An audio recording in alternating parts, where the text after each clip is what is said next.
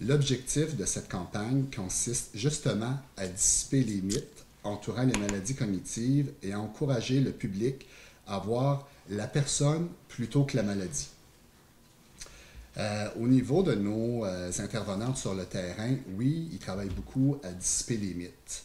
Un des mythes qu'on travaille beaucoup avec les familles, c'est que les familles, les proches aidants nous mentionnent « Est-ce qu'un jour je risque d'avoir la maladie d'Alzheimer considérant qu'un des membres de ma famille en est atteint? » Bien que l'hérédité joue un rôle, moins de 7% des cas seulement de la maladie d'Alzheimer sont liés aux gènes familiaux.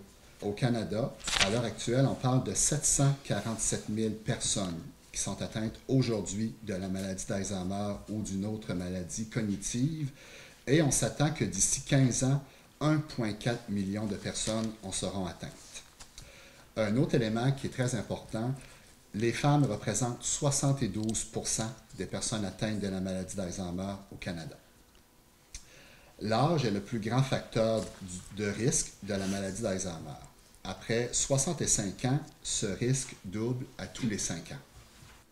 La vie ne se termine pas avec l'apparition de la maladie d'Alzheimer.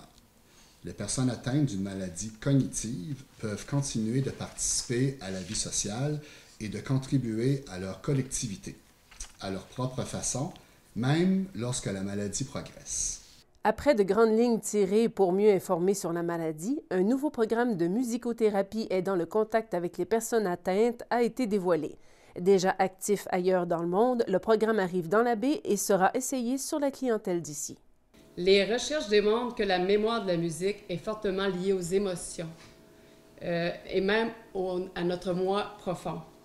Même si la maladie nuit à certaines capacités de se rappeler, elle ne détruit pas les connexions à long terme établies entre une chanson préférée et un événement important. Ça peut avoir un effet relaxant, donc abaisser le rythme cardiaque, la pression artérielle. En mettant une musique douce, on dit que ça peut stimuler l'appétit d'une personne. Par son effet de diversion, elle peut aider certaines personnes à diminuer la douleur qu'elles vivent présentement. Elle peut réduire les symptômes d'anxiété, de dépression, à être plus heureux, moins agité. Ce sont des comportements qu'on voit beaucoup avec les personnes atteintes de la maladie d'Alzheimer ou des autres maladies apparentées. Devenir plus conscient de son environnement, des gens qui sont présents avec nous. La musique aide à toucher l'âme, ce que ne fait pas les médicaments, mais elle ne peut pas remplacer les médicaments. Donc, je vous présente notre petit outil qu'on va utiliser.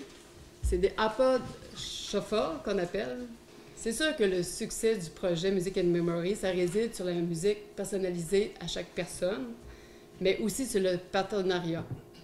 Les familles qu'on va inclure là-dedans pour nous aider à choisir la musique, les centres d'hébergement pour nous aider, parce qu'il va falloir que la musique soit utilisée à un moment précis, puis tout le temps la même musique quotidiennement. Fait qu'il va falloir que les gens s'impliquent s'ils veulent qu'on embarque avec Music and Memory dans les ressources intermédiaires. Le projet pilote, présentement, est gratuit, puis après ça, nous, on va demander peut-être un 25 $ aux gens pour participer au projet, mais ça va pour nous aider à monter une bibliothèque musicale, puisque c'est personnalisé, fait qu'on n'utilisera pas toujours la même musique. Ça va nous aider aussi à acheter des iPods, acheter des petits écouteurs, des petits fils, des chargeurs, mais aussi on demande aux gens, à la communauté, si vous avez des vieux iPod Shuffle qui traînent dans vos fonds de tiroir, on va tous les recevoir dans nos points de service. À Grande-Vallée, Saint-Anne-des-Monts, Gaspé, Chandler, à Bonaventure, à Maria, puis aux îles de la Madeleine.